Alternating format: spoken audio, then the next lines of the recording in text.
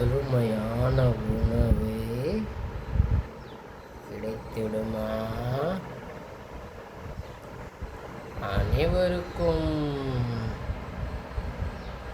Mutton குழம்பு, இட்லி, மீன் எப்படி சாப்பாடுன்னு பார்த்தீங்களா?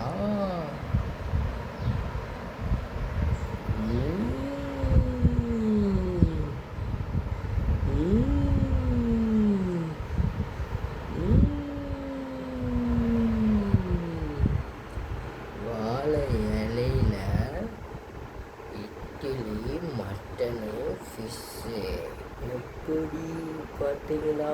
காலை உணவு